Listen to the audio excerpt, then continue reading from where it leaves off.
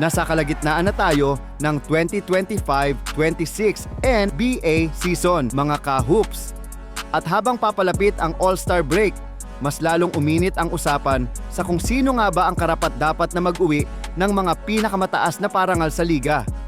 Pero ngayong taon, may isang malaking hadlang, ang 65-game minimum rule.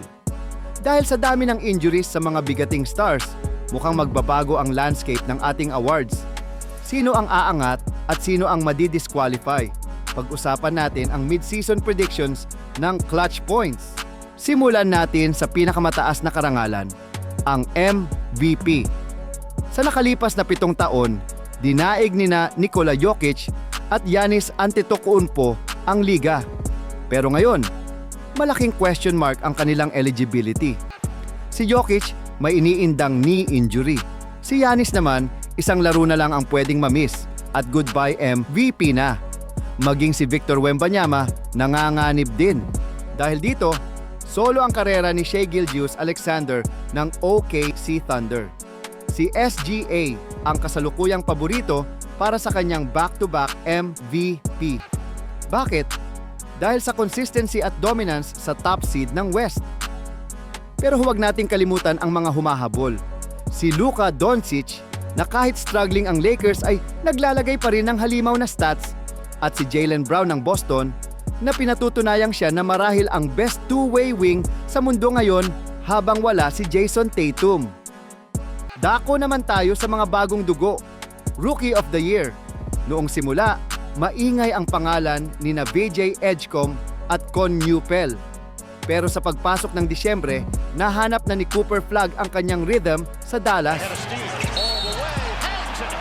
Mula sa 13 points lang sa simula, ngayon ay nag-average na ang number 1 pick ng mahigit 21 points, 6 rebounds at 5 assists. All-star numbers ito para sa isang rookie. Bagamat maganda ang pinapakita ni Newpel sa Charlotte, mukhang ito na ang karera ni Flagg para matalo. 1 point in their career. That's the way it has to be, and that's the way it works the best. Another chance for a three-point play for Khan! Sa Defensive Player of the Year, kung eligible lang si Wemby, sa kanya na ito. Pero dahil sa injuries, bumukas ang pinto para sa iba. Habang marami ang tumitingin kay Chet Holmgren, ibinibigay ng Clutch Points ang nod kay Derrick White ng Boston. Billy pushing the pace right back, but Jalen Brunson trying to respond. Got inside of White. Si White ang tanging guard na nag-a-average ng mahigit isang block kada laro. Ang kanyang versatility na bantayan ang kahit anong posisyon ay hindi matatawaran. Panahon na para bigyang pugay ang depensa ng mga guards. White, good hands. He does that a lot. 3-on-1. Again! Para naman sa Most Improved Player, dikit ang laban ni na Deni Avdija, Keyonte George at Jalen Johnson. Pero ang lundag ng stats ni Avdija sa Portland na may dagdag na 9 points at 3 assists per game ang naglalagay sa kanya sa unahan. He was in there. 17 and 8 assists on the inbounds. Denny gets off the shot to beat the clock out of the corner. Sa kabilang banda, si Jalen Johnson ng Atlanta ay gumagawa ng Jokic-like numbers. 23 points, 10 rebounds, at 8 assists. Johnson will drive in. And one for Jalen. Hindi natin pwedeng kalimutan ang mga X-factors ng bench. Ang labanan para sa 6th Man of the Year. Ngayong season, nagkakatalo sa usapin ng sino nga ba ang tunay na bench warrior. Sa kasalukuyan, si Naz Reid ng Wolves ang may pinakamaraming puntos off the bench, dikit sa kanya si Jaime Jaquez Jr. Pero ang bida sa mid-season pick ng Clutch Points, walang iba kundi si Keldon Johnson ng San Antonio Spurs. Bakit si Keldon? Simple lang. Sa 40 games niya, lahat ay galing siya sa bench. Isang tunay na bench warrior. May average siya na 41.5% sa 3-point line at 5 beses na siyang pumutok ng mahigit 20 points. Dahil sa tulong niya, nasa top spot ng West ang Spurs. Para sa marami, ang consistency at impact ni Johnson ang nagbibigay sa kanya ng edge ngayong taon. Held in the trailing three. Sino ang mga utak sa likod ng tagumpay?